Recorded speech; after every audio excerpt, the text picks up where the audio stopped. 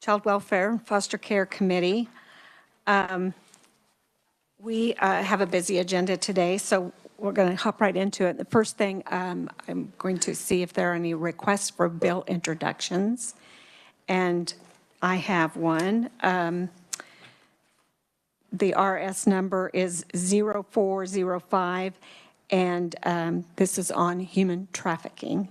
This is for those of you on judiciary or have been involved with this issue. This is the Senate Bill 497 that we discussed in a hearing last week. Are there any objections to the introduction or the request for introduction? Okay, seeing none, that will be approved. Are there further requests? Representative Humphreys. Thank you, Madam Chair. I'd like to request introduction of RS 0611. It has to do with considering attachment and the best interest of a child in adoption placement decisions. And it, for the most part, comes from the Judicial Council with a few tweaks. Okay, any questions on that one? Any objection? Okay, seeing none, we will request introduction. Thank you. Any further? I don't have any from anyone else. I don't see anyone else. Okay. All right, we are going to jump right into a bill hearing. This is our first bill hearing in this committee this year. Just a reminder that this will be our opportunity, just for freshman legislators, this is our opportunity to hear both sides of an issue and ask questions. This is not the time that we're going to debate the bill. We'll do that on another day when we work the bill.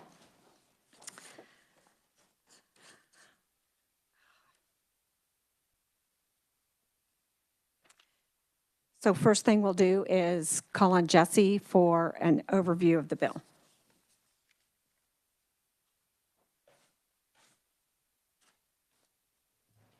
Good afternoon, committee. I am Jesse, an assistant revisor with the Revisor of Statutes office, and I'm going to present a small bill brief on House Bill 2024, which you will also hear about from the conferees. So House Bill 2024 amends the Newborn Infant Protection Act, which you can find in KSA 382282. So the current law is that it allows a parent or a custodian to surrender an infant who is under 60 days old without civil or criminal penalty if that infant is surrendered to an employee who is actually on duty at one of the following: a police station, a sheriff's office, a law enforcement center, a city or county health department, a fire station, or any medical care facility. So what the bill does is it defines an infant refuge bassinet, which is a device or container designed to safely accept the infant that's being surrendered. It has some requirements, such as it must be installed in the facilities that I just listed out. It has to be located in an area that is visible. It has to be equipped with an automatic lock on the outside. It has to have temperature control and have an alarm system. Further, the bill requires that the facility that installs that bassinet to check that dual alarm system that's connected to the bassinet, and it shall be tested once a week and then checked at least twice per day, actually looking at the lock to make sure that the alarm is working. So the bill largely does what it changes is that those who surrender an infant under 60 days old to an infant refuge bassinet that meets all of these qualifications, that relinquishing parent is not subject to criminal or civil liability. So as I stated earlier, the law is that it must be surrendered to an employee of the facility. So the amendment here proposes that a parent who surrenders an infant to such bassinet described is also immune from that civil or criminal liability. And with that, I'm available for questions regarding House Bill 2024.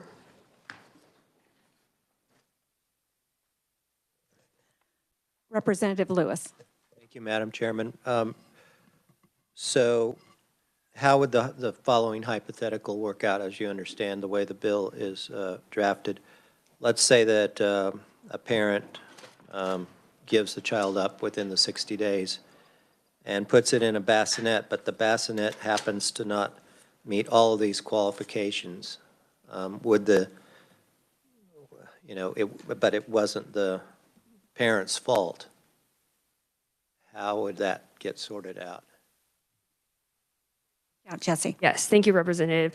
So the bill does not include a process for that type of hypothetical, as far as the surrendering and relinquishing parent has done everything on their side, but that bassinet does not meet that qualifications. Further questions? Representative Carr. Thank you, Madam Chair. So if I understand correctly, the relinquishing parent is free from all criminal charges for that. What of in the event that the relinquished child has suffered some physicality when that child's been relinquished? Is then the relinquishing parent still free of all charges? Jesse. Yes, Representative, if that child has been determined to be a victim of abuse or neglect, then that relinquishing parent is going to be subject to criminal or civil liability. Further questions for Jesse, for the revisor? Representative Wagner. Thank you, Madam Chairman. Kind of following up on the previous representative's question, so what is the criminal and civil liability that they would be immune from? I mean, what giving up a child is not, I don't know, explain. Sure, Representative Wagner. So the bill doesn't list out the criminal statutes that could apply. So I'm sure a local prosecutor's office could find a charge of child abandonment or normal child abuse. A child abandonment is found in KSA 21-5605, but that applies to all children under the age of 16. So that's a little information on that. Jesse, this is kind of familiar to a few of us from child welfare oversight, and that's the sponsoring committee on this bill. Can you, can you talk about that process of an interim committee introducing or requesting introduction? Yes, Madam Chair, I can. So committee, House Bill 2024 is the result of the Joint Committee on Child Welfare System Oversight, which is authorized in KSA 463901 to introduce legislation that the committee deems necessary to fulfill its duties in overseeing the welfare of children in the state of Kansas. And so the committee on their last meeting date, which probably would have been November 16th, 17th of the last year, requested to sponsor a reintroduction of Senate Bill 490, which was introduced in the Senate in 2022. It was referred to the Public Health and Welfare Committee, where it did not receive a hearing, and so died in committee. The committee's recommendation states that they wanted to introduce that bill that did not receive a hearing and see that the legislature do it what it will. Okay, thank you. Any other questions? Okay, we'll start with the proponents, and we'll start with Angie Malik.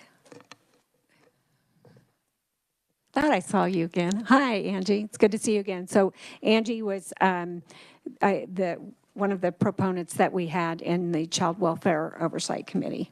And welcome to committee.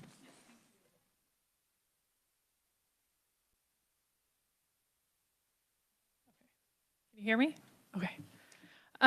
If I reiterate a lot of the information that was just given, I apologize. I wasn't sure. I found I was going to be here on Friday at noon, so. All right. So good afternoon, Madam Chair, House Committee. My name is Angie Malik, and I reside in Ottawa, Kansas, which is in Franklin County. First, I'd like to thank Representative Susan Concanon for inviting me to give my testimony again today. I'm here because I want to spread awareness about the Safe Haven law and why myself and others across the state want to see a change in how it is written. I'm not here to ask for funding, only to bring your attention to the Safe Haven law and why legislation should be amended. The Kansas Safe Haven law allows a parent or other person having lawful custody to surrender a newborn to any employee who is on duty at a fire station, city or county health department, or medical care facility. The issue with this is that it states the newborn must be surrendered to an employee rather than placed inside in a newborn safety device. In order to explain why this change is needed, I'm going to tell you about the Safe Haven Baby Box organization that originated in Indiana. There are currently 8 states in the United States that are using Safe Haven Baby Boxes, which include Indiana, Ohio, Kentucky, Florida, New Mexico, Arkansas, Pennsylvania, and North Carolina. There are 6 more states which have already passed legislation to allow installation of baby boxes in their state, which include Missouri, Louisiana, Tennessee, Oklahoma, Maine, and Virginia. As of right now, there are currently 134 functioning Safe Haven Baby Boxes in the United States.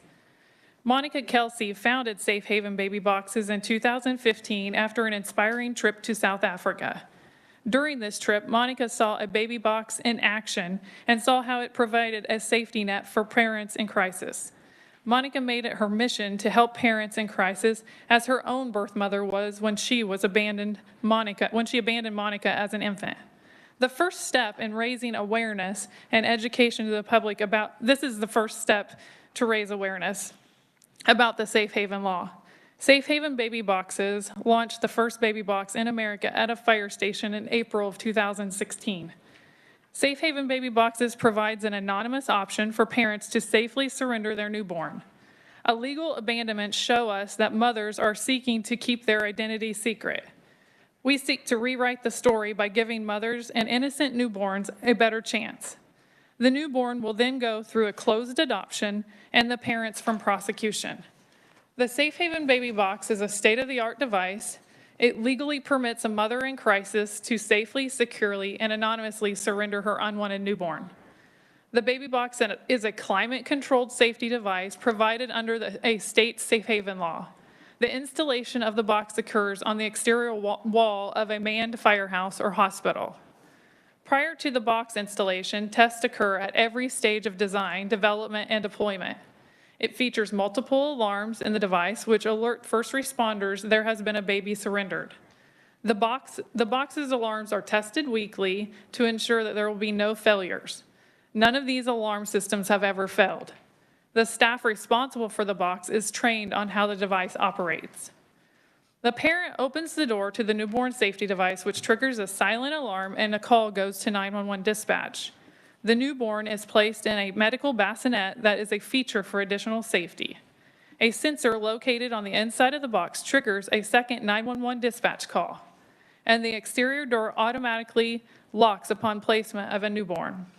Within 5 minutes, the baby will be rescued by first responders. An interior door allows a medical staff member to secure the surrendered newborn from inside a designated building. Evaluation of the newborn occurs, including medical examination at the hospital. Communities need Safe Haven Baby Boxes because it provides the opportunity to proactively save lives of children, since many individuals are not aware of the Safe Haven law. The lack of knowledge about the law and anonymity has produced devastating results of some babies being abandoned. Many women in crisis want and need anonymity when surrendering their newborn, either because of fear of being recognized, the stigma associated with surrendering their baby, or fear of prosecution due to the lack of understanding the Safe Haven law. The baby box is tangible and the Safe Haven law is not. By having a baby box in communities, you are providing opportunity to further educate, bring awareness about the law, and provide more options for parents in crisis. I want to thank you for your time today and attention to this matter. Thank you, Angie. I think we'll hold questions until all of the proponents have gone. So next we have Chief T.J. Weissman on WebEx. Good afternoon. Can everybody hear me? Yes, we can hear you. Welcome to committee. Thank you. My apologies for not being able to make it today. I would like to start off by thanking each one of you guys. Do you Can you have still hear me? video available? We can hear you, but we can't see you. I'm sorry, I don't right now. Okay, all right, go ahead. Thank you for the opportunity for once again being able to testify on this issue. I want to start off with introducing myself. My name is TJ Weissman. I'm the fire chief for the city of McPherson. I've been in the fire service for 20 years. Of those 20 years, I had the privilege of spending 11 years as a SWAT medic as well. So I've been able to diversify my pedigree a little bit and go into many different aspects of emergency services. You have my official testimony that was submitted on the subject. I'm not going to read that, but I would very much hope that each one of you would dig into some of that material. There is a police report, a news article, as well as my testimony on that incident that we went through here in McPherson. So our journey started with this in 2008 when an Amber Alert was issued for a missing infant possibly being kidnapped in the city of McPherson. We received a call for service to conduct a search for that infant. During that search, information was learned that the baby had possibly been discarded in a polycart trash can. A trash collection was taking place in the area of our interest. So as you can imagine, we were horrified and we frantically tried to stop that operation. And we continued our search after doing so. An LEO officer, a law enforcement officer, found the baby, and it was indeed discarded in a polycart dumpster. I'll read you a portion of that report. I redacted the names of the officers that discovered the baby. At this time, Sergeant and I began walking west on Hill Street. We reached the alley between the 500 block of Maple and Walnut Street. When we reached the alley, we decided to take one last look before we cleared the area. Behind the residence on Maple Street, Sarge and I noticed an open trash polycart with the serial number M0200708 on the front. I walked towards the polycart to look inside. Upon looking inside, I saw a baby laying in the polycart. The baby was laying on its left side. There was a bag full of trash holding the baby up on its left side. The baby's head was facing the bottom of the polycart. Baby was laying with its back against the north side of the polycart with the top of its head facing the east side of the polycart. Pretty important part next. As I gasped, Sergeant looked into the polycart and as I moved the trash bag so that I could pick up the baby. Sergeant radioed dispatched the location of the baby at 13:05 hours and requested EMS to our location to check the baby. I picked up the baby from the polycart. As I picked it up, I felt the blanket and I was very wet. I carried the baby to the north side of the alley where EMS was waiting in the 200 block of Hill Street. I handed the baby to an EMT. That's a pretty moving testimony from an officer that's no longer an officer, probably due to circumstances and enduring situations like this. This in particular, the current state statute 382282, the Newborn Infant Protection Act, requires that person, as she said earlier, to surrender an infant who's 60 days or younger to first responders or medical care facilities. There are some issues with that current statute. It's not well known, as Angie just spoke about, among mothers, especially new mothers. We don't advertise that. There's nothing out there that's telling them how to do that.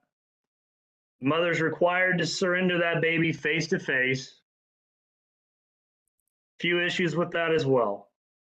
Number one, we may not be at that facility.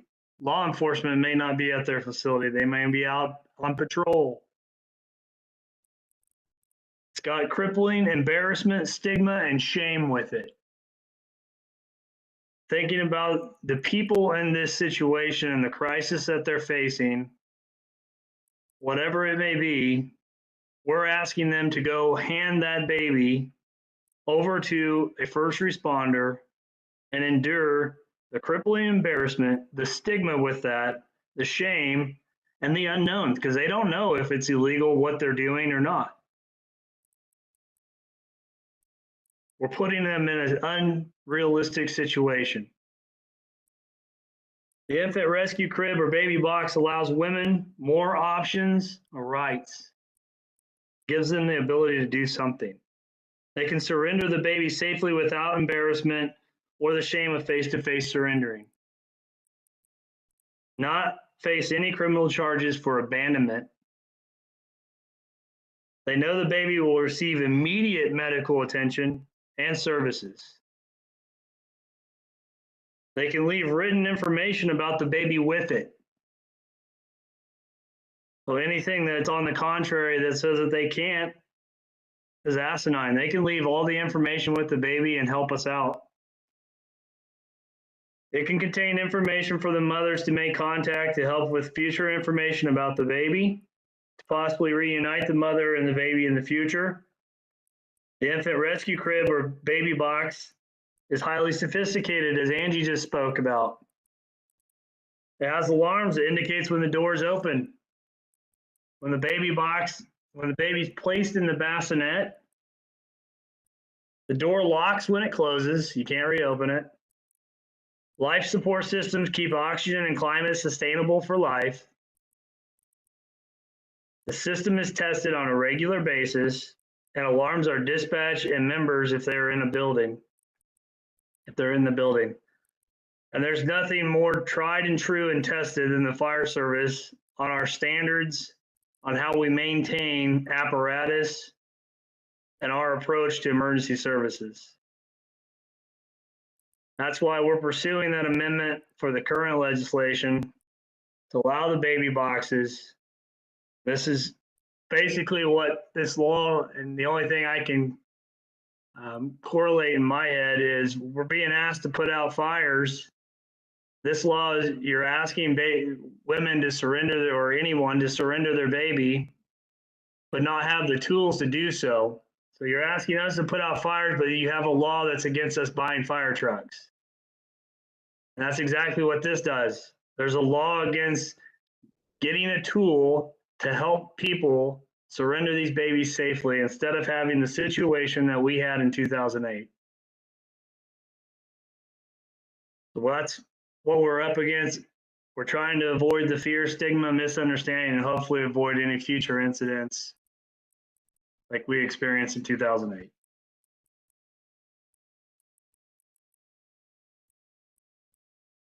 Thank you.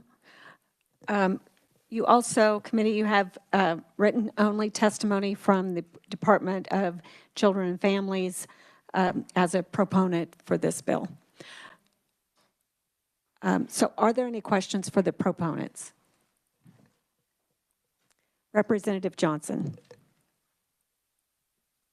Thank you, Madam Chair. Chief, I want to first commend you for your fire department out there in McPherson. I had opportunities to work with you, and I was the Director of Public Safety nearby at Lynchburg, an excellent department. I'm wondering, have you had a chance to view the video that appeared on WIBW television about 5 weeks ago that described a child that went into one of these boxes in another state, and the policeman that found the child, has now adopted one. Were you able to see that? No, sir, I wasn't. That's an awesome story. It just brings chills to me. Thank you very much. I have no further questions. Any other questions? Representative Wagoner? If it could go to the lady who made the initial presentation. Ms. Malik? Yeah, thank you, sorry. I guess one of my questions, and it's very interesting, I've vaguely heard of this concept, can see some merit to it, but how often do you have actual just child abandonment where somebody just leaves a kid wrapped in swaddling clothes, at a laundromat or, someplace? I mean, does that happen, how many times in Kansas in a year? I mean, I have a few stories from news articles in Kansas. There was one in Riley County. Let me just check here. There was one in, Riley County in Manhattan that happened back in 2016, I believe it was, or 19. And then there was also one in Lawrence in Douglas County that happened that the news covered also. I had emailed this to you guys. I don't know if you got it. On Friday, but that also, Channel 41 News covered it in 2016. I can't say for sure certain how many. Excuse me. What is that? I can't say for certain how many babies have actually been abandoned in Kansas as far as whether or not they were picked up on a news article. I, for one, can speak of one that was abandoned on somebody's porch in my county.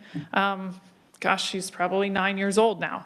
But the thing is, one, the media is not always picking them up. We don't know about them. But two, how many babies are being abandoned that nobody ever knows about but that mother?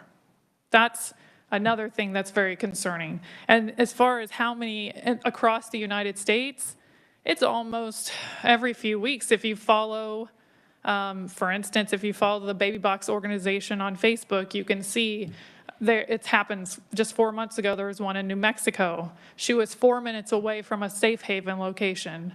It was very widely covered on the media. I think her name was Alexa Avila, and she abandoned her baby in a dumpster 4 minutes away from a safe haven location, not a baby box location, but just a safe haven location, and she put it in a dumpster. And that's happening very often across the United States.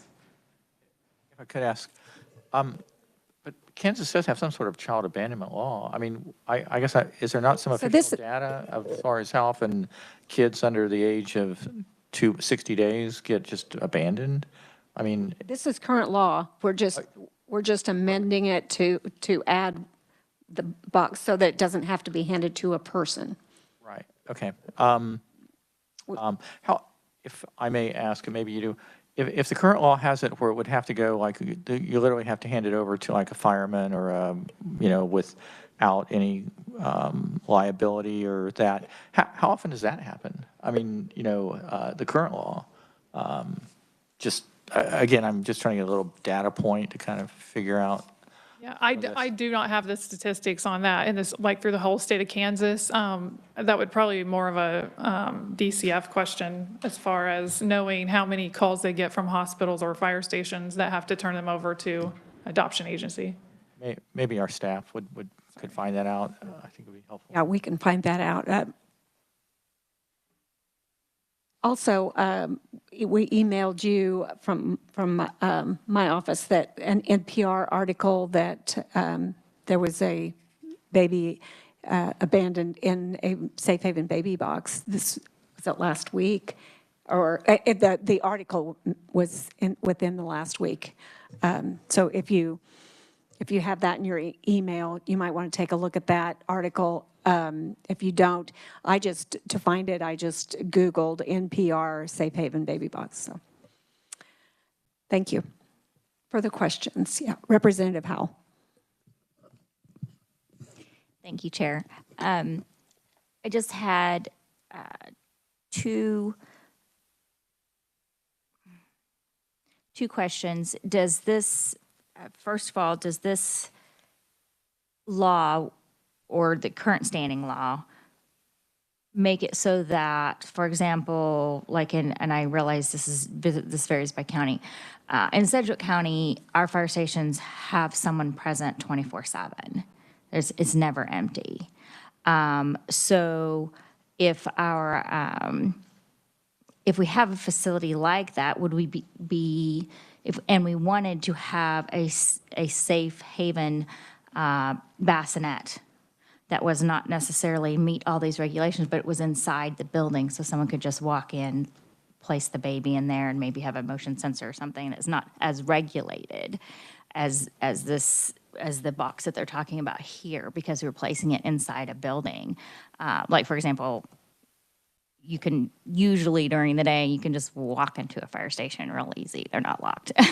And I realize different counties do things different ways, but is that legal or is that an option? I don't know if that's something that staff can answer or someone more knowledgeable. Representative Johnson. One of the things that we heard in the Oversight Committee, and we heard extensive, also being familiar with operating a fire station, police station, EMS, there are times when they're supposed to be staffed that they're not. And that is simply super call-outs, mutual aid, and we have nobody at the station. The critical issue on what we heard about the baby box is that it's always there, and that then when the dispatcher is notified, a secondary or third source will make the check within the 3 to 5 minute time period, which is very rapid. Backup agencies from wherever. And so having it inside also defied what they expressed to us was that anonymity, that was one of the keys with it, not having to go in. And we even discussed issues of surveillance cameras. And so that's one of the issues that was brought up in the oversight. Thank you. And I'll just add that, like a community like where I live in Beloit, it's a volunteer fire department, and so we would never put it there. We would put it at the hospital in that situation. Representative Howell.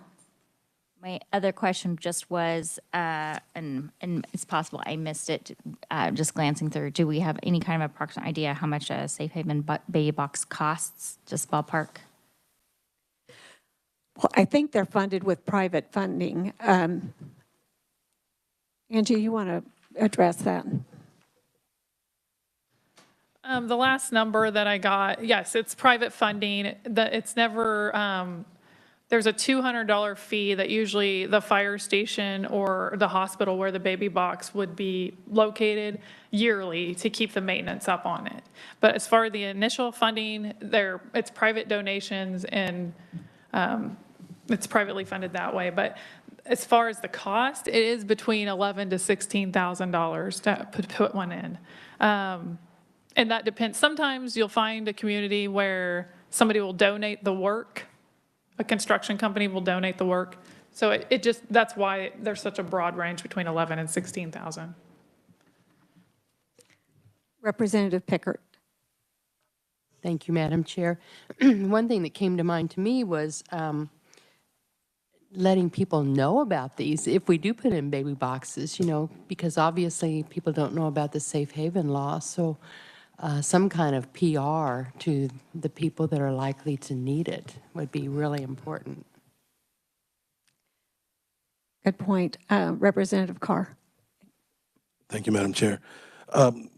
Could we get someone to give us some statistical research on how many infants and small babies are removed from homes by the DCF currently due to any form of abuse?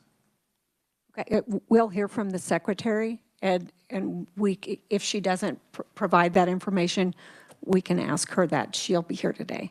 Okay. Okay. Thank you, Madam Chair. Thanks. Representative Humphreys and then Underhill. Thank you, Madam Chair. So just kind of a follow-up.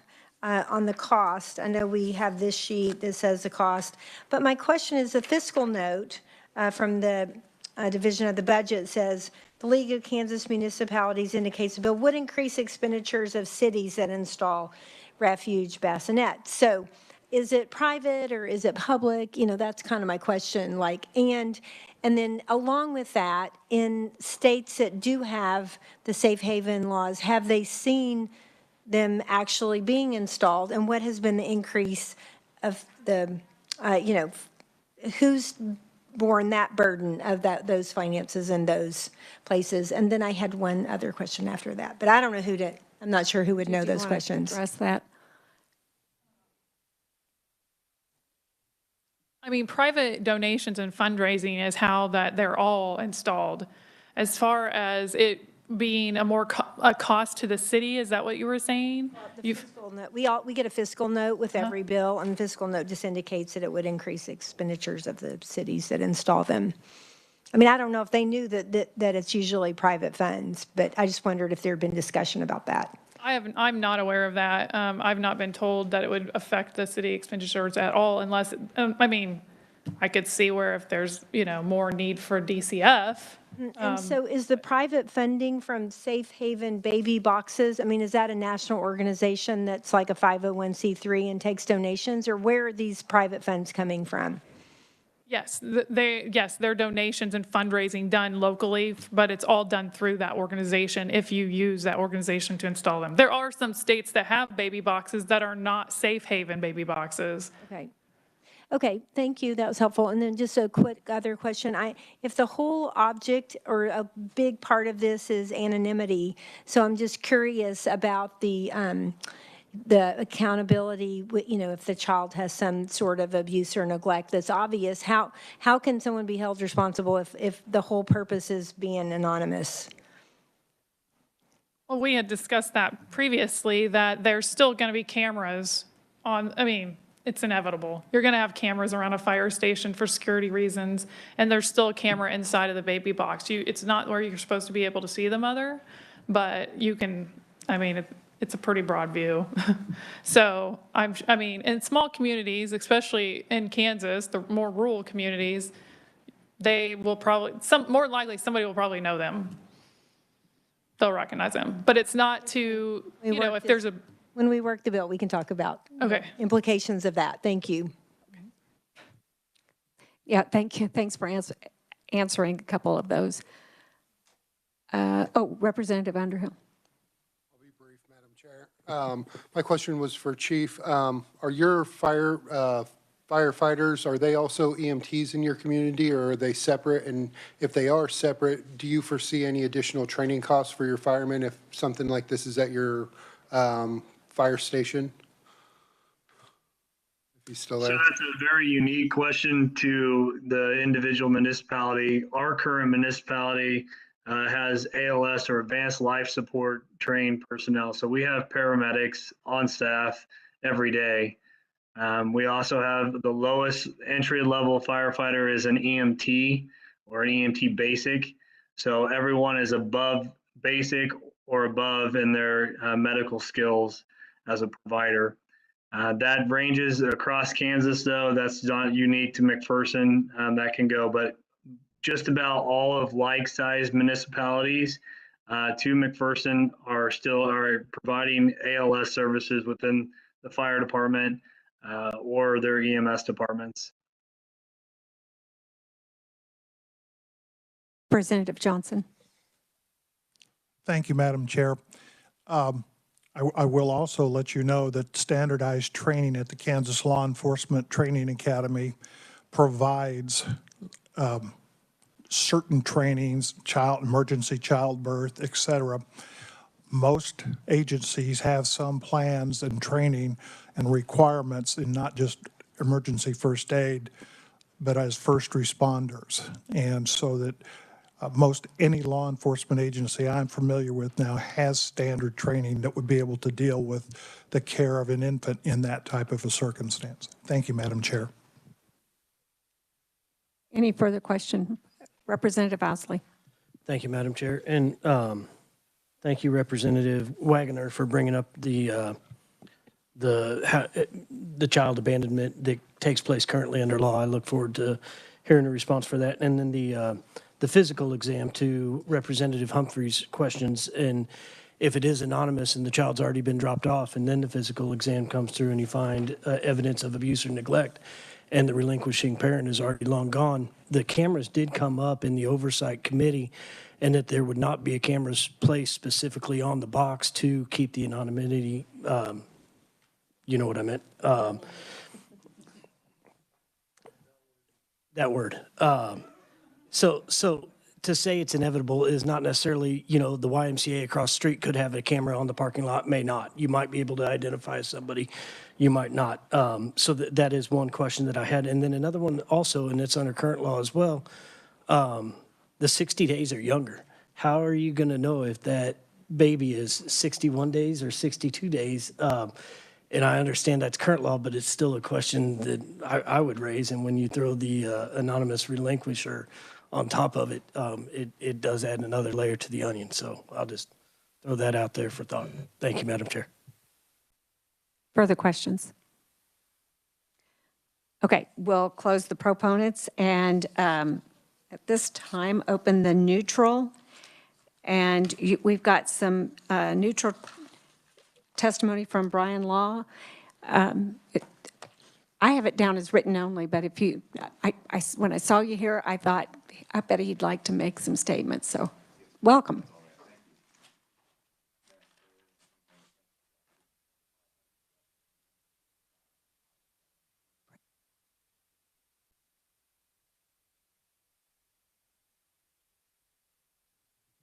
There's the lights on. All right, sorry about that. Again, Russ Brin from Brin Law. I represent several Indian tribes around the country, including currently 2 of the tribes located with their headquarters located in the state of Kansas, Prairie Band Potawatomi Nation, and Iowa Tribe of Kansas and Nebraska. To be honest, I don't practice in child in need of care proceedings every day. I think I've handled 2 cases in my life. So I was not even aware of this statutory provision until I saw the bill about 2 weekends ago. And when I read it, I'm not opposed to the policy concerns. I understand the need, and that's why I'm appearing today as a neutral offering neutral testimony. The observation I have is, as several of the committee members likely know, the Federal Indian Child Welfare Act provides certain rights to Indian parents and tribes of Indian children in proceedings such as child in need of care proceedings, which this bill or this statute does lead to. And because we're dealing with, obviously, termination of parental rights, placements, the bill discusses adoptive placements, et cetera, all situations covered by the Indian Child Welfare Act. The way those rights are exercised are all predicated upon notice to the Indian parent and notice to the relevant Indian tribe. And so the challenge with the statute is the confidentiality and tight limitations on the information sharing make that appropriate notice consistent with federal law virtually impossible. And so neither for or against the amendments, but I do note that the amendments with the bassinet just furthers the anonymity and frustrates the notice provisions even further. That being said, I've taken the liberty to draft some suggested amendment language. In essence, what it would do, it would request in the situation where an individual is receiving the infant to ask basically the question, is the infant or the parents, are they members or eligible to be members of a tribe, and if so, which tribe? Similarly, I would ask that the bassinet have something, I assume it would be some sort of form with a writing device, where they could answer the same question when the baby is relinquished, and then have the facility then required to provide that information to DCF, and have DCF required to provide that information to the court exercising jurisdiction over the child. And so, and those provisions, I note, would not impact in any way the immunity from liability, civil or criminal, of the relinquishing parent during the process. But that's what I had to offer, and happy to take any questions. Okay, committee, do we have questions? Representative Humphries. Thank you. Thank you. So you're aware there is a notice provision of the non-relinquishing parent. I am. So the relinquishing parent doesn't need notice because they're doing it. And so it's notice to the tribe. But you know, what I'm saying is it's the parent who's relinquishing knows if they're in a tribe or not. And so are you suggesting that if a parent wants to relinquish, that, I'm just thinking through the adoption statute, sorry, I'm kind of thinking out loud, the tribe is notified? It should be, yes. Okay, thank you. That answers my question. I just am trying to think through it. Thank you. If I may, I do note that the notice to the non-relinquishing parent is only through publication. There's no attempt to actually give a more personal service of any sort. That parent could be across the country and never see the publication as an observation. Further questions? Representative Wagner. Just a quick question. To be, you know, a tribal or a member of a tribe, it's like you have to be like 1/16th or something, or what's? No, representative. It's a completely political status. Every tribe has its own membership criteria. My tribe, for example, is based purely on descendancy. There's no blood quantum requirement at all. So this would, I guess I'm just wondering if the child is born, the child is given up for adoption, that, I mean, unless you have some notification, you wouldn't necessarily, I mean, it's not going to be obvious that it's a Native American child versus. Absolutely. Okay, thank you. Representative Howe. Thank you, Chair. So please forgive my ignorance. So if I understand what you're saying correctly, for example, we couldn't just say any child that was, placed in the safe haven box would be required to have a DNA test to see if they were Native American. No, representative. Okay, thank you. I did not know that, so appreciate that. I'm sorry, I don't know the procedures for DCF, et cetera. I'm just saying that I'm not asking for anything along those lines. And frankly, DNA is not going to be really effective to determine someone's political status as a citizen of a tribe. Further questions? Okay, thank you. Very much. Thanks for being here. Okay, we'll close the neutral and go to opponents. And I have Gregory Lucy. Oh, these are both written only.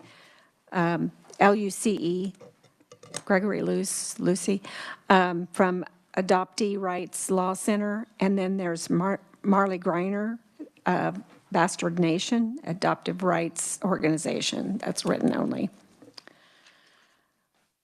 Are there any other? No, they're proponents, yeah. Okay. Is there anyone who wishes to speak in opposition?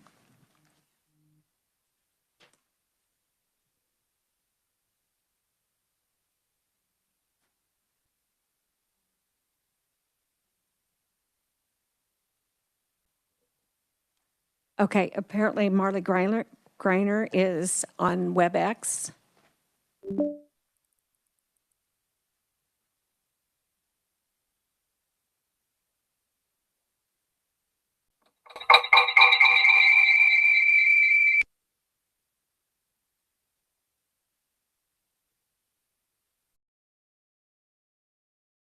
Marley, are you there?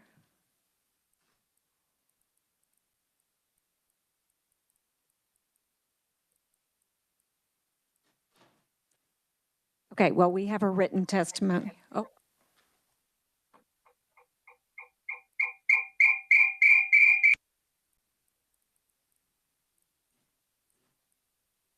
Do we need to?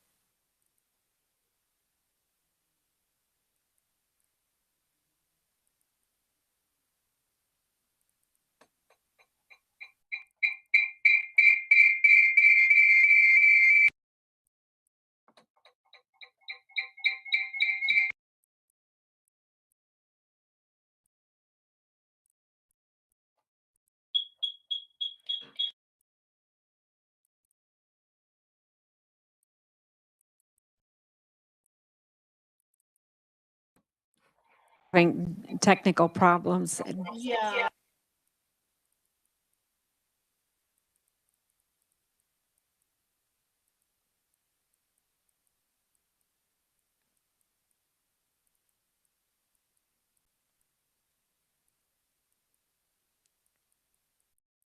Okay, we're going to have to move on because we've got other things.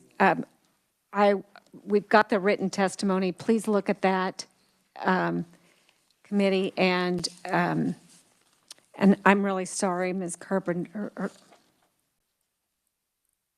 Greiner, Marley. Don't tell Marley.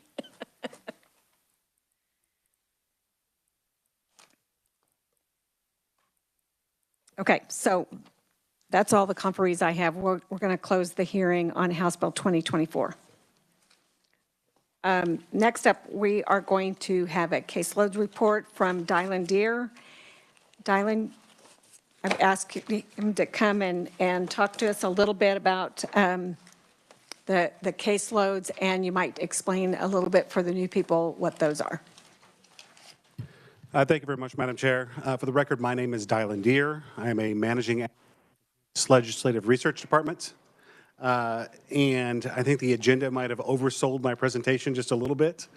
The secretary will provide the overview of the foster care process, but I'm going to briefly talk to you about the caseloads for foster care.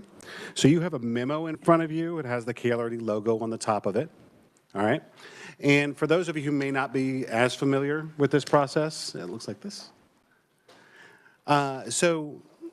Twice a year, we have a consensus caseload estimating process where certain entitlements are sort of negotiated between the Kansas Legislative Research Department and various executive branch agencies to determine the number of individuals who are anticipated to take advantage of an entitlement. Okay, and an entitlement is those sort of benefits. Social Security would be an example, which you are considered to be guaranteed. So you have a certain right or entitlement to that particular benefit. Now, that's an estimate only. Okay, the legislature is not compelled at any level to fund it at that level, and often the governor's recommendation may or may not adopt the consensus estimate, the consensus caseload estimate. Sometimes it exceeds it, sometimes it has additional items in it. The primary thing that's going on during that sort of estimating process is we're coming up with our best guess for how many people are going to claim that benefit, and then we'll throw some numbers around on that estimate. So we're talking about caseloads for foster care. If you turn to the top of page 2, there should be a header that says foster care.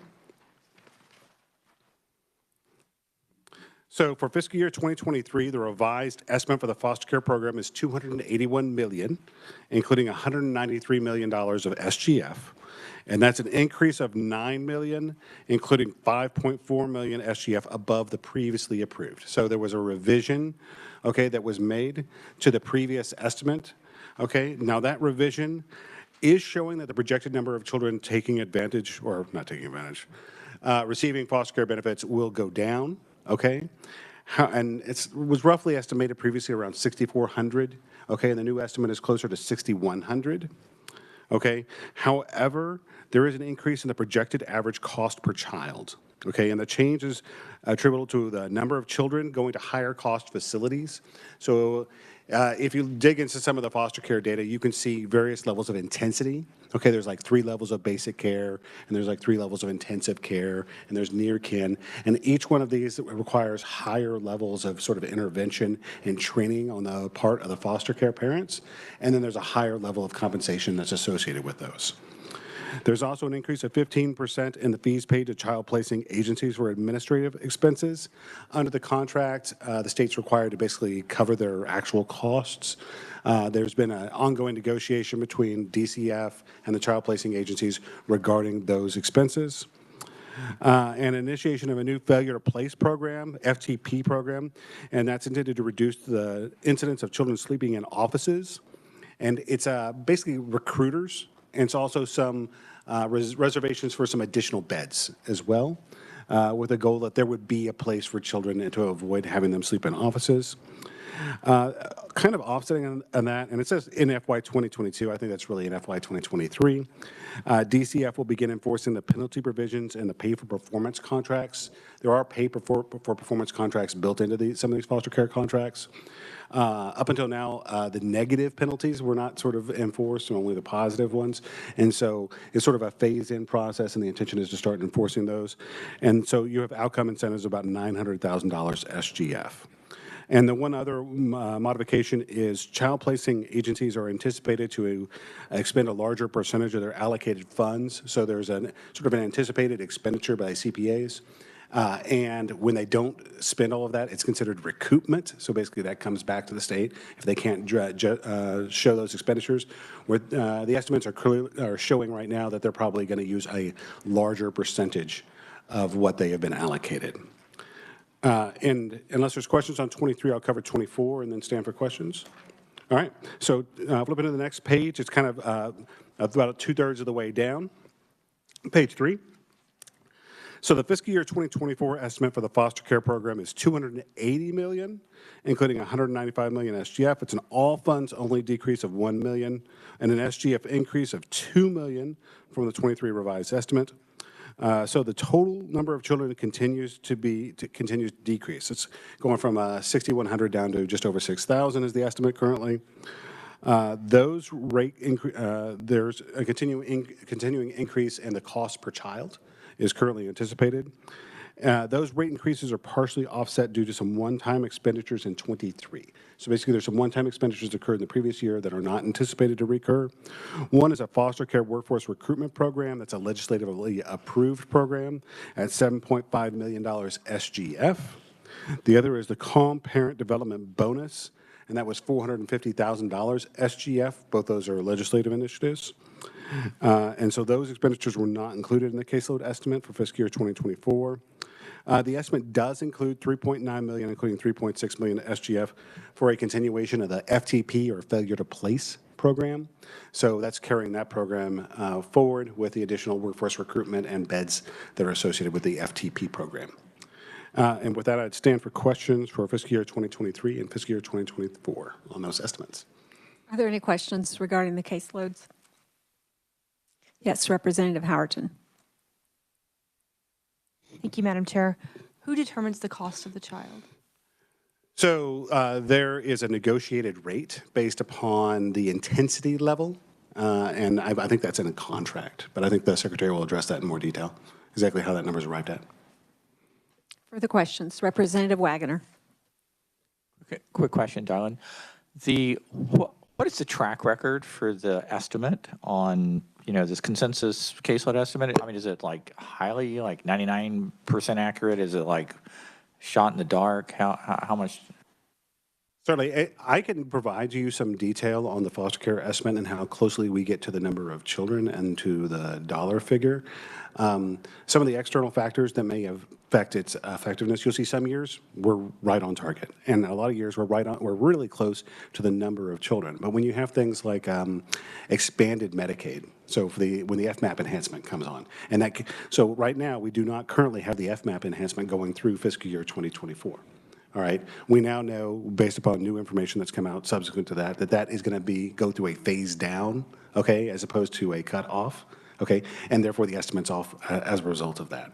And so we're always operating in a situation where we have less than complete information when we're making these estimates, and it's really just sort of a starting place for you to be able to start building a budget around.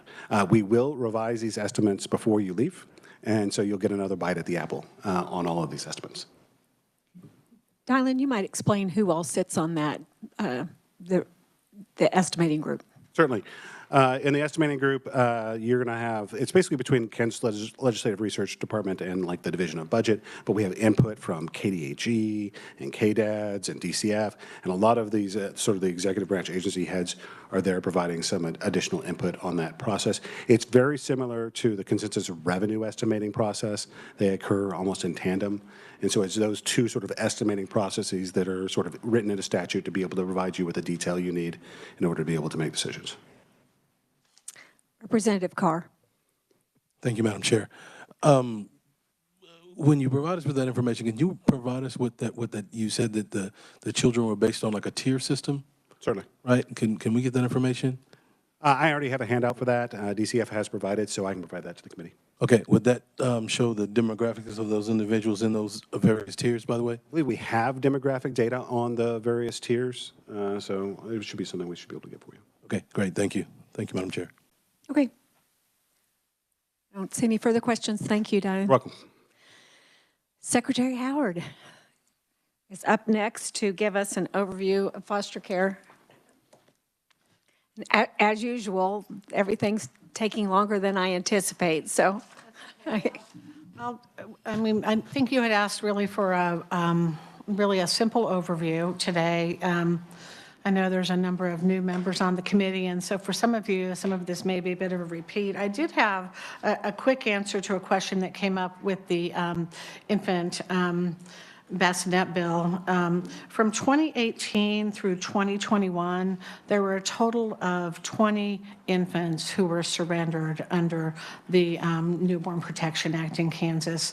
As I looked year by year, many years there were 0. The highest in one single year was 6. Most years where there was a surrender, it was 1 or 2. But again, 20 from 2008 through 2021. Thank you, Madam Chair. I'm pleased to be here today to talk with you about the child welfare system. Excited to have this committee taking a look at this.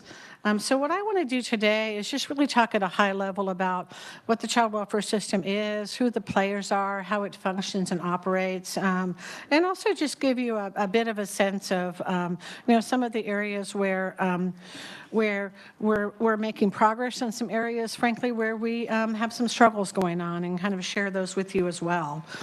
So again, my name, for those of you I haven't had a chance to meet, is Laura Howard. I'm the Secretary for Department for Children and Families, as well as Department for Aging and Disability Services.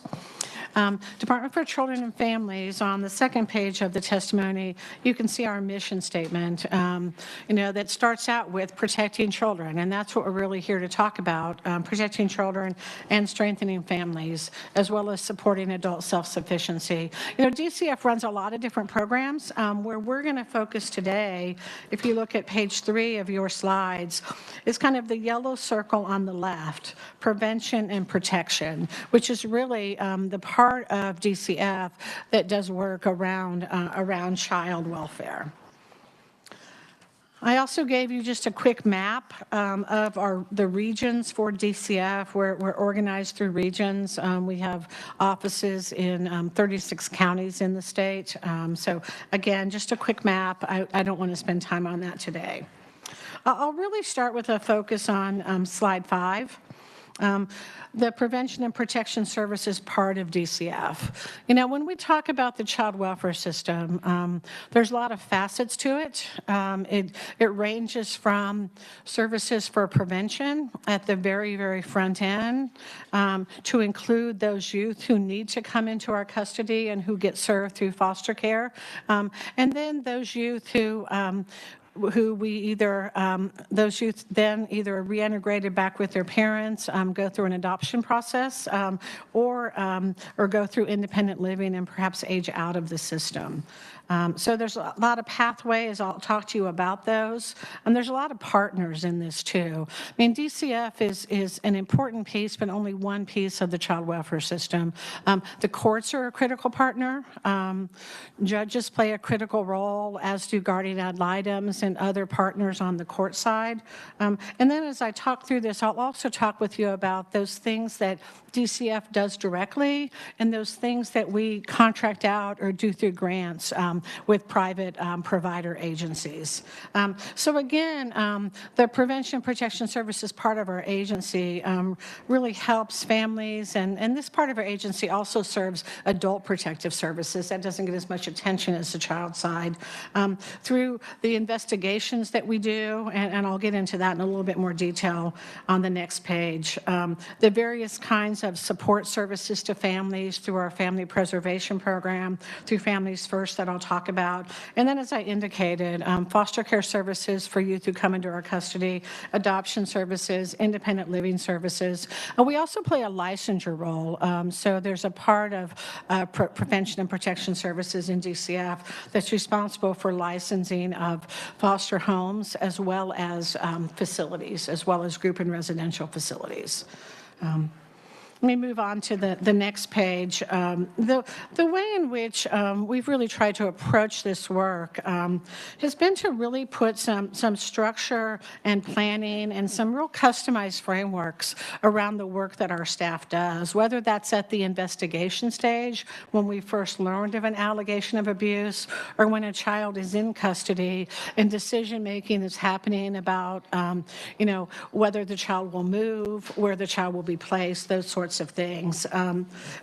Those practice models that include things such as team decision-making, where we bring families, people who know the child around the table, have really had a significant impact in our ability for children to be served without always coming into the foster care system.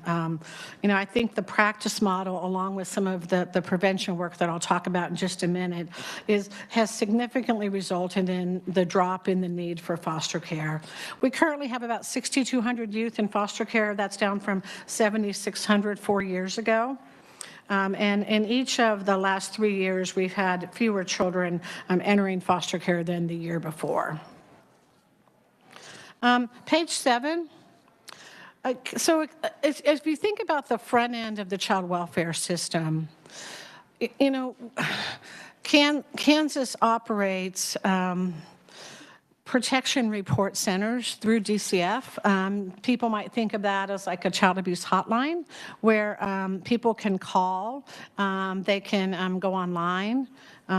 There's different ways in which they can make a report of child abuse or neglect. This function is staffed by state employees who work for DCF in our regional offices. And so when a report is made, this is really what we think of as child protective services. When a report is made, if the report meets the criteria for agency involvement, we assign a social worker or a special investigator to investigate that report. There are certain circumstances under statute where law enforcement might also be involved, and there may be some instances where law enforcement might be involved first. But if it's determined that a child is unsafe, then a recommendation would be made by Child Protective Services or by law enforcement to the court regarding what action should be taken regarding the child's safety. We track a lot of data points when I think about the front end in terms of Child Protective Services. We track the number of reports we receive, the number assigned for investigation, what the findings are, and those situations where there might be a recurrence of maltreatment. Just to give you a context, in state fiscal year 2022, 70,000 reports were received by our protection report centers in Kansas. About 55% met the criteria to be assigned for assessment, and just over 2/3 of those alleged abuse or neglect. The remaining third alleged one under Kansas statute is called FINA, really a family in need of assessment or a family in need of services. That might be a situation where the child's not at risk of abuse or neglect, but maybe there are issues going on related to truancy, some behavioral issues. There could be some mental health or substance use issues. So they fall into a different category than abuse or neglect, but they're both, assigned and investigated. So again, this is done by state staff on the DCF side. The next section of the document talks about some of the prevention services that we have within the agency, the most significant being Family First services. In early February, the federal government is going to be celebrating the 5th anniversary of the passage of the Federal Family First Prevention Act. You know, until this act passed in 2018, the federal dollars that came to the state related to child welfare really had to be used almost entirely for foster care services. There really weren't a lot of federal resources that could be used on the front end. We had some prevention services in Kansas. We've had family preservation services on a statewide basis since the late 1990s. But again, pretty small availability of resources. So what the Family First Prevention Act did, and why it really, I think, has been such a game changer in Kansas and around the country, is it created a reimbursement pathway for some of those federal funds so that we could provide services to help children stay safely in their homes rather than come into foster care. And again, under the Family First Act, these have to be kids who are at imminent risk of coming into custody. These aren't primary prevention. These aren't just grants we give out that people can just decide in the community who to serve. So these are kids where there are risk factors. And under the Family First Prevention Act, states have to spend those resources on evidence-based programs in 4 different categories: mental health, parent skill building, kinship navigation that has to do with certain legal supports to family members, and substance use disorders. We were one of the first early adopters. We were one of the first 3 or 4 states to get our plan approved. We jumped right in, really eager to do that, and had a lot of support from the legislature in both funding and some statutory changes we needed. You know, so a chief measure of the success of this, of course, is does it keep children safely in their homes and reduce the number who have to come into foster care? And so what we have found for those children who have reached 12 months from the time of referral for Family First, so a year from the time of referral for those services, that 89% have stayed at home safely. And in 2 categories, 100% and 90% have stayed at home safely. So significant impact in terms of the availability of those services. I've given you a little bit of a picture on page 10 of just kind of that pathway. And I talked about this after talking about the Protection Report Center and the reports of abuse, because it's really, after that report's assigned, as that family's assessed, that determination is made as to whether or not this child might be a good candidate for Family First. So you can kind of see those pictures on page 10, and at the bottom of the page, the middle, if there's a risk, the risk level is risk of removal, and there can be a referral to Family First prevention services. I did want you to have a sense of what may be available in your service area. So there's a map on page 11, and you can see orange dots relate to mental health services that are available. Red are parent skill building. Green is the kinship navigator, and blue is substance use disorder. We're really pleased, particularly to have parent skill building all across the state. The legislature last year approves additional funding for Family First, and the way we managed Family First in Kansas is that we issued an RFP 4 years ago, and community-based providers, some of which you would recognize, you know, it could be parents as teachers, it could be a community mental health provider that has some specialized programs, say around family functional therapy. They all bid, and we awarded grants. We are now in the rebidding process, and I think by the end of this month or early February, we will be announcing new grants for Family First. And because of the generosity of the legislature and the governor, we're able to increase and have an expansion as we award those proposals. So again, I won't go into a lot of details about that, but we'll know within probably by early February, we'll be able to make an announcement about those grantees. So just to, again, to give you a context on as we think about foster care, as of the end of January, 6,248 youth in care. You can see how that number grew and then began to decline as we look back since 2017. This is actually the lowest number of youth in care we've had since 2015.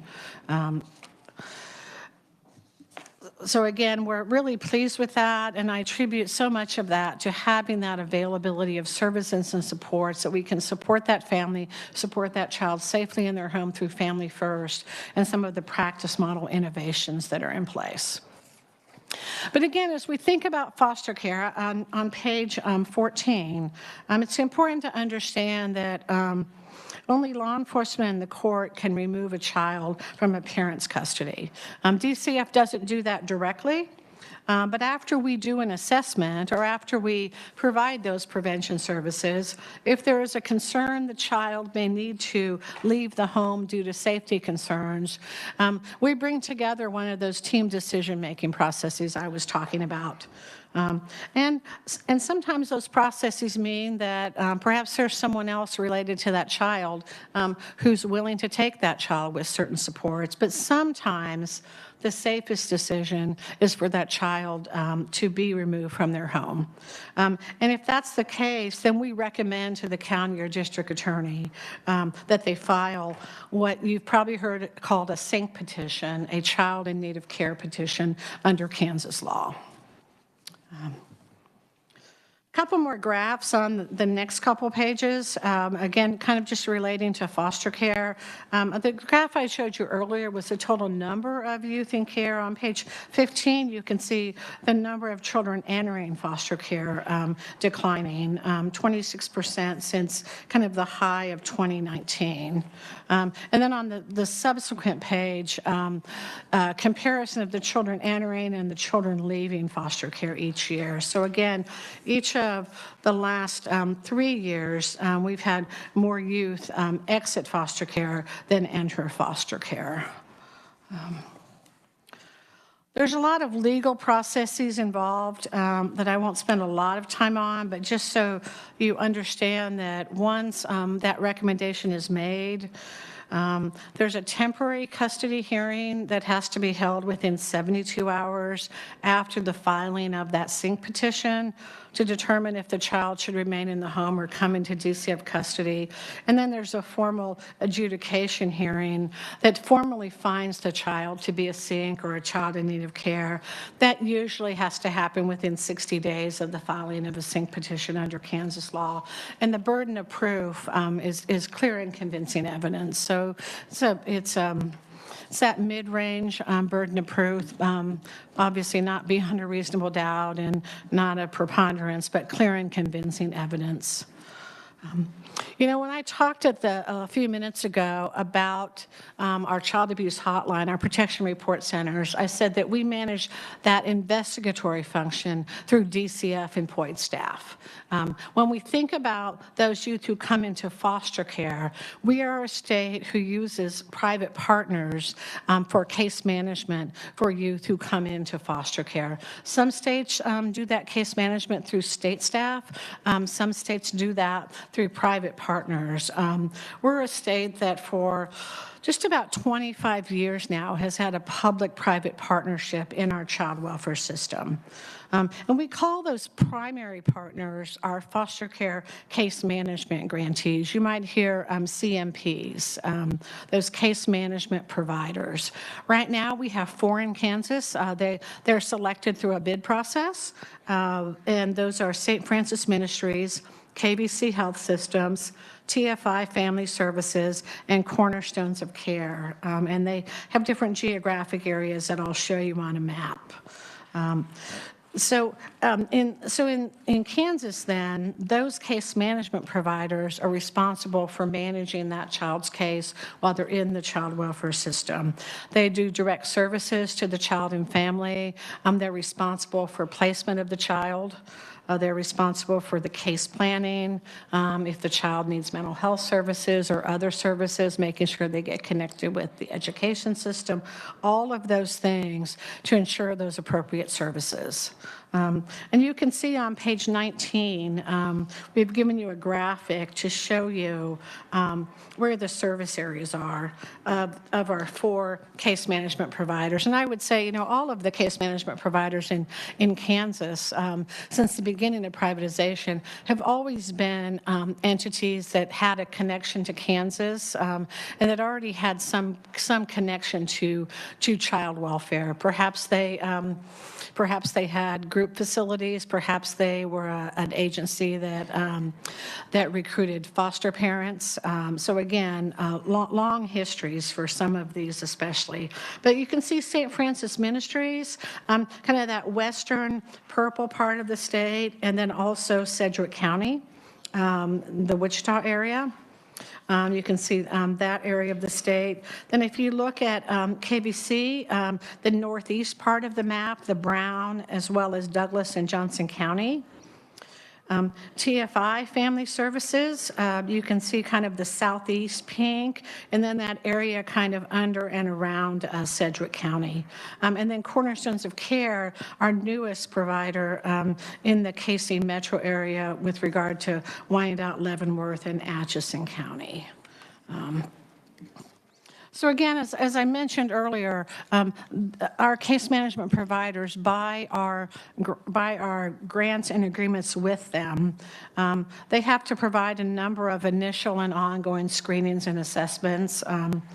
Those have to do with a lot of different things, including mental health. They're responsible for family meetings, for developing the case plan for that child and their family.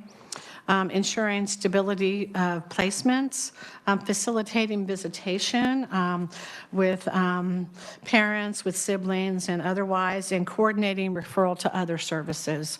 Mental health, if the child has a disability, it could be to a CDDO organization, and coordinating with the MCOs around the child's medical needs. Every child who comes into foster care gets a medical card. So every child who comes into foster care is on Medicaid and is assigned to one of the state's MCOs under the Medicaid program. Page 21 begins talking about kind of the pathways that can happen when a child comes into foster care. So when a child is adjudicated to be a SINC, and that disposition hearing is held, and a case plan goal is set for that child. And then at a minimum of every 12 months, there has to be a permanency hearing by the court to evaluate progress towards those case plan goals. And case plan goals can be reintegration. Most youth who come into foster care go back to their families. It also could be a permanent guardianship arrangement. It also, in some instances, might be adoption.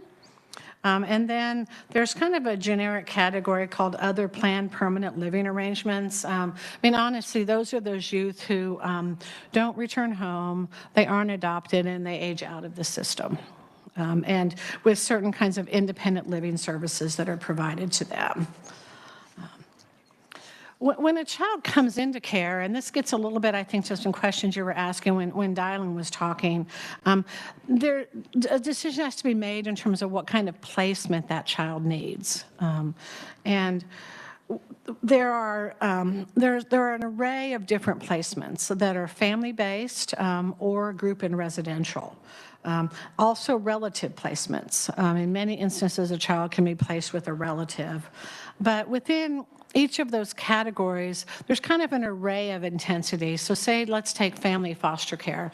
There could be a really basic family foster care, and then there's different levels based on the intensity of the child's needs. And some of those assessments would show that, all the way up to the most intensive service that we've recently implemented, which is therapeutic foster care. Kind of the same with relatives. And then on the residential facility side, we have emergency shelters in the state. We have qualified residential treatment programs, and then some other group type facilities. So we reimburse those based on the type and needs of the child. And these placements are all through what we call child placing agencies. Those are organizations that recruit foster parents or manage a group or residential setting. We have agreements with those placement agencies in terms of the rates we will pay them. In the round of grants that we issued 4 years ago, we standardized those so every child at the same level was getting the same placement amount. Before that, the case management providers, those 4 case management providers, were negotiating those rates. We changed that. We get regular cost reports from the child placement agencies and understand what their costs and expenditures are. So again, the placements range from, relative placements to family foster homes to residential facilities. We are a state that really for probably the last 22 years has been very high in terms of family-based settings.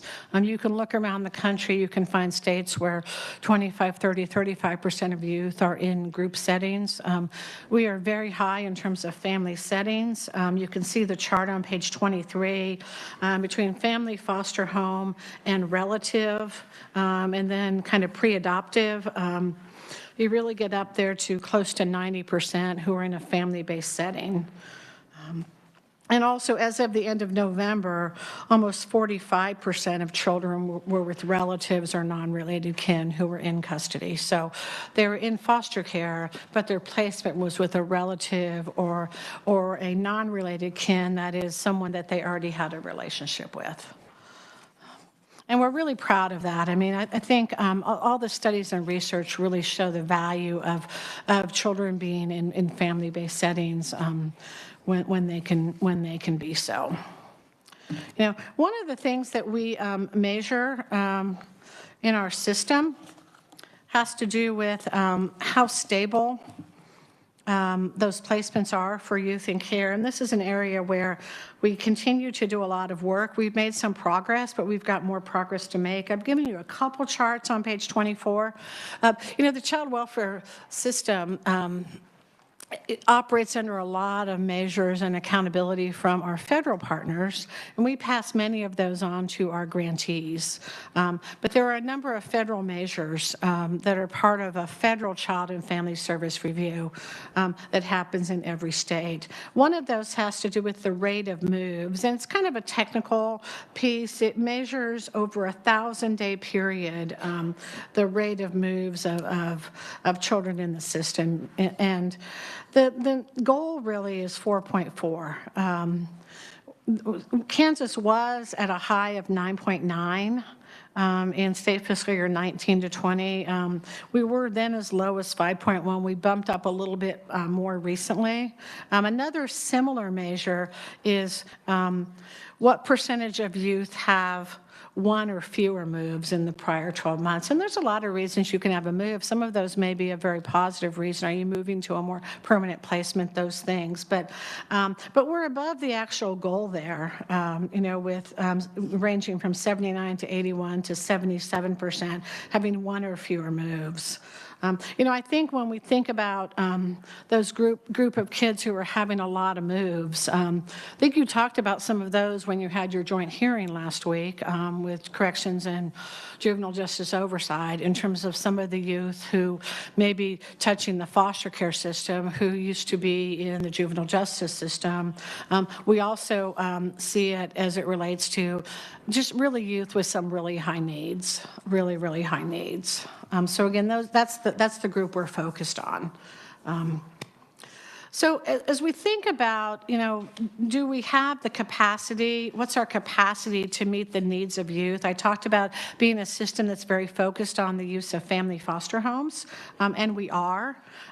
If you look at just the total number of family foster homes in Kansas, and this was kind of endorsed under a recent LPA study, there's a lot of capacity in terms of the number of foster homes and their capacity, but there are some gaps when it comes to the available placements to meet those with the most specialized identified needs. Again, high mental health acuity, older youth, developmental disability, and again, those are the areas where we're really placing focus on. That's why we began therapeutic foster care a few months ago. And again, we're trying to really look at what are some options to better serve those youth that have those highest needs. You can see a map on page 26 that shows you the number of licensed family foster homes that we have in Kansas by county. As of December 19th, there were like 2,407 with a capacity of about 6,000 youth. So again, just numerically, there's not an issue. That doesn't mean, though, that there aren't issues with regard to certain youth in certain areas, because certainly the goal is to keep kids as close to home as possible. You know, another area I wanted to mention as well is just the area of failure to place. I mean, those of you who've been around, we've talked about this quite a bit. Those of you who are new, when we talk about youth who might spend the night in an office when there isn't a placement, we talk about this in terms of a child that's arrived at a case management provider's office before midnight, and there's a failure to place the child in an appropriate placement before the next morning. That could be because the placement isn't located, or because the youth declines the placement and the provider's kind of unable to kind of encourage the youth to accept the placement. We're pleased with the reductions in the number of moves and the reduced use of offices, but there's still too many. In January, we had 5 instances of 5 youth who spent the night in an office. If we look at the fiscal year to date, we've had a total of 40 youth who've had 89 instances, or an average of 2 nights, as we look at the fiscal year. So we recently put some new provisions in place where we've added some opportunities. We've added funding for new recruiters. We have to each of our child placing agencies in Kansas. We also have created a failure to place prevention network, and Dylan referenced this, where we've begun to sort of pay for kind of a bed hold. So if there's a foster home where they're able to hold that bed, and they would always accept that child in the middle of the night. So again, looking at some options to kind of have a standby bed available that's kind of reimbursed at a lower rate when there's not a child in that bed. And then some incentive grants for every month in a catchment area where there's 0 failure to place instances. So again, some progress there. But again, as I think you'll hear me say several times, I think our work around those youth with the highest needs, whether those are mental health needs, whether those are behavioral health needs, that's that segment of our population that we continue to focus on and continue to look at more work to do. All right, almost done here. A couple success stories I wanted to highlight on page 30. We've talked about when a child comes into care, their case plan goal might be reintegration, return home. Some youth, that's not an option. Their parental rights are severed, and they move on to adoption. Adoptions began increasing in Kansas through some what we call adoption accelerator work in state fiscal year 2019. We've averaged just over 1,000 annually the last 4 years. And you can see on that chart, it's split about half and half, with 49% of those youth who are adopted have been adopted by a foster parent, and 48.3% have been adopted by a relative, and 3% by someone else. Average age has been 7 years. 2/3 of those youth age 8 and younger. So again, that again puts my focus on those older youth.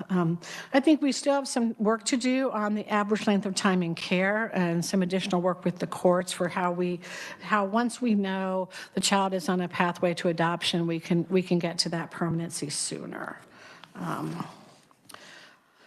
I think one of the, last couple of things I would talk about, the Comprehensive Child Welfare Information System.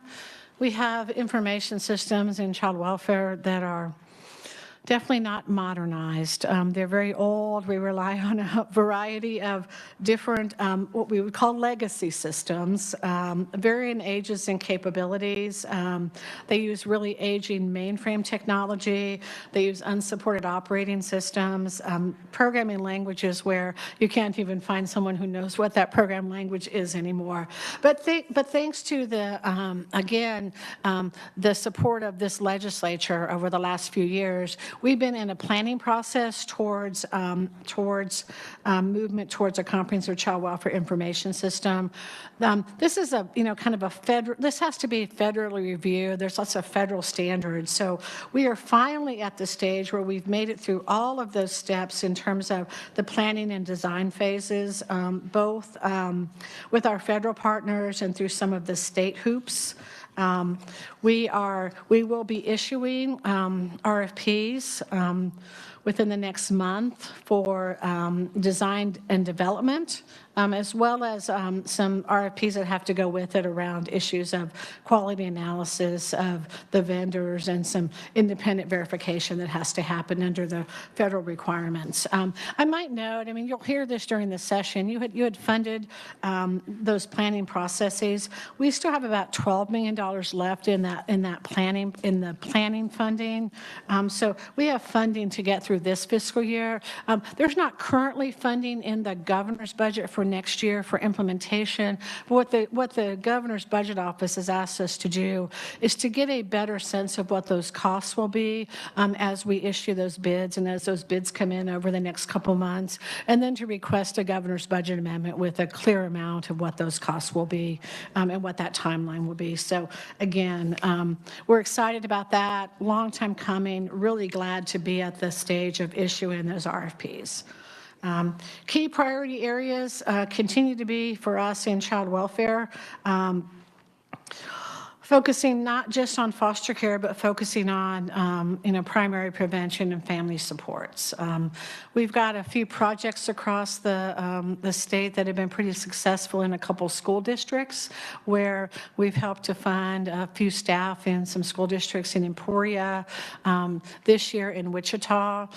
For those instances where there may be a family need, and maybe in the past the school would have made a report to the Protection Report Center, but it really wasn't an issue of abuse, helping really from a community level find those supports for those families. Again, been very, very valuable. Some law enforcement partnerships in Sedgwick County where we have funded as well. Some staff that can go out with law enforcement on calls. Again, very, very valuable. Within foster care itself, again, you heard me talk about high needs youth. That continues to be a huge focus. And then another area of significant focus is just timely permanency. It's simply taking too long to reach permanency in some of our judicial districts. And I'm not putting that all on the court. We just can measure it by judicial district. So we're doing some work with the 4 largest judicial districts this year, just trying to say what might we do differently to help those kiddos reach permanency more quickly. And then lastly, just to make this committee aware, we are starting the rebid process for both family preservation and for our foster care case management grants. Those requests for proposals will come out later this spring. We expect awards probably around December, with new grants or contract terms starting in December of 23, and new grant or contract terms starting July of 2024. So again, that's really a major procurement process. So tried to go through that quickly, knowing your time is limited. I hope I was clear and at least gave a bit of a high-level overview of the child welfare system. Okay, thank you. Thanks for being here today. We are over time, so we're not going to take any questions today. We might ask if you can come back a day, and so if you have questions, jot them down, and I think that would be helpful, because I know I had a couple questions as you went through there. So thank you. All right, thank you. You have one set of minutes that are in your folders. Those were emailed out to you previously. Were there any additions or corrections? Let's see, what was the date on those? January 12th. Is there any objection to approving them? Okay, seeing none, the minutes stand approved. Okay, we're adjourned. See you Wednesday. We'll have a hearing on the Care Network bill.